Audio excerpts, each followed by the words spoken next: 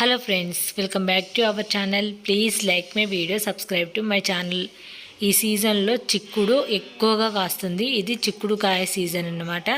చిక్కుడు పూత రాలకుండా ప్రతి పూత పిందగా మారాలంటే ఈ ఫర్టిలైజర్ ఇచ్చి చూడండి. ఈ సీజన్లో చామంతులు ఎలాగ పూస్తాయి, చిక్కుడు, క్యాలీఫ్లవర్ ఇవన్నీ కూడా అధికంగా వచ్చే సీజన్ అన్నమాట.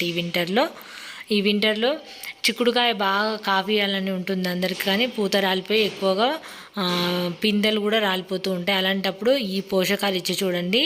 ఇక్కడ మీరు చూస్తున్నట్టుగా గుత్తులుగా చిక్కుడు అయితే హార్వెస్ట్లో తీసుకుంటారు. నేను ఈ ఫర్టిలైజర్ అయితే 3-4 టైమ్స్ చేశాను. కావాలంటే పాత వీడియోస్ కూడా మీకు డిస్క్రిప్షన్లో లింక్ అయితే పెడతాను. ఇది వచ్చేసి కొబ్బరి వచ్చేసి నేను పూజ కోసం వాడిన కొబ్బరి. ఇది చిన్నగా ముక్కలుగా కట్ చేసుకొని దీన్ని మిక్సీ చేసుకోవాలి. ఫస్ట్ గ్రైండ్ చేసినప్పుడు ఏం వాటర్ వేయకుండా నార్మల్గా గ్రైండ్ చేసుకొని ఆ తర్వాత అది గ్రైండ్ అయిన దాన్ని బట్టి చూసి మళ్ళీ కొన్ని వాటర్ అయితే యాడ్ చేసుకోవాలి. ఎందుకంటే లిక్విడ్లా ఉండాలి. దీన్ని వాటర్లో డైల్యూట్ చేసి మొక్కలకి ఇచ్చారంటే చాలా, అంటే ఒక చిక్కుడనే కాదు అన్ని మొక్కలకి ఇవ్వచ్చు. ఇలా అయితే మళ్ళీ మిక్సీ చేశాను నేను. మొత్తం పచ్చి కొబ్బరి, ఇది ఎండు కొబ్బరి అస్సలు వేయకూడదు. పచ్చి కొబ్బరి కూడా నిన్న ఇవాళ కొట్టిన కొబ్బరికాయని ఇస్తేనే దాంట్లో నుండి మంచి పోషకాలు అనేది బయటకు వస్తాయి. ఇలా మొత్తం కొంచెం వాటర్ వేసి మళ్ళీ ఇలా పట్టేశాను. పేస్ట్ లాగా వాటర్ లాగా అయిపోయింది. ఇప్పుడు ఇది వాటర్లో డైల్యూట్ చేసి నేనైతే ఒక పెద్ద బకెట్ నిండా అయితే వేసాను. అందులో వేసి ఇంకా మొత్తం డైల్యూట్ చేసి ఇంకా మెయిన్ చిక్కుడు మొక్కలకి ఇస్తున్నాను. ఎందుకంటే ఇప్పుడు చిక్కుడు ఎక్కువగా కాయాలని ఉంటుంది కదా. చిక్కుడు మొక్కలకి, వంకాయ మొక్కలకి, అన్ని మొక్కలకి ఇచ్చాను. ఎక్కువైతే చిక్కుడు వాటికి ఇచ్చాను. ఏ మొక్కలకి వేసినా క్రాప్ అనేది బాగా వస్తాయి. పూల మొక్కలకి వేసినా కూడా పూలు అనేది చాలా బాగా పూస్తాయి. ఒక్కటనే కాదు అన్నిటికీ యూజ్ అవుతుంది. నేను ఇది అన్ని మొక్కలకి ఇచ్చాను చిక్కుడు వాటితో పాటు. చిక్కుడు అయితే ఒక 4 మొక్కలు ఉన్నాయి, వాటికి ఇచ్చేసి ఇంకా బంతి, గోరెంట, మందార, గులాబీ, టమాటో అన్ని మొక్కలకు ఇవ్వడం జరిగింది. ఎందుకంటే ఈ పోషకాలు అనేది ప్రతి ఒక్క మొక్కకి కూడా చాలా చాలా యూజ్ అవుతుంది. మీ దగ్గర కొబ్బరికాయలు ఎక్కువగా పూజలు కొట్టినప్పుడు కొంతమంది అలాగే ఉంచేస్తుంటారు, దోమలు అవి వాళ్తూ ఉంటాయి. అలాంటప్పుడు గార్డెనింగ్ ఉంటే మాత్రం ఇలా చేసుకోండి, చాలా చాలా మంచి రిజల్ట్ అయితే ఉంటుంది. నేను చెప్పాను కదా అన్ని మొక్కలకి ఇస్తానని, నేను అన్నిటికీ ఇస్తున్నాను. చామంతికి కానీ, ఇక్కడ ఒకటి జామ మొక్కకు కానీ అన్ని మొక్కలకి ఇచ్చేసాను. ఆల్మోస్ట్ ఒక్కటి కూడా వదలకుండా అన్నిటికీ ఇచ్చేసాను.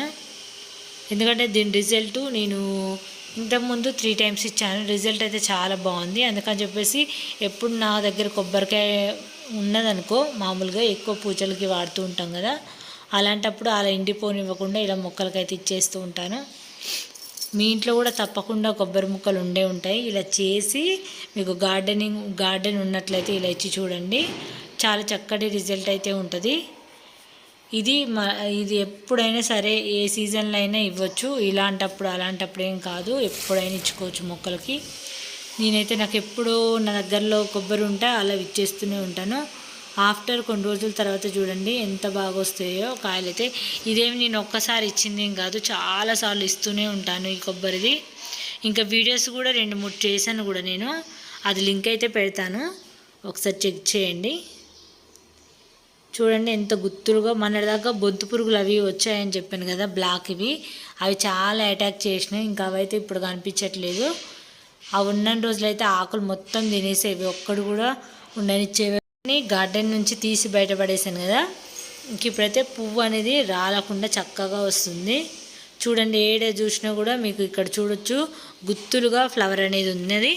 ఎందుకంటే ఏ మొక్కకైనా సరే సరైన పోషకాలు అందితే అసలు మొగ్గలు రాలవు, పూత రాలదు, పిందెలు రాలిపోవు.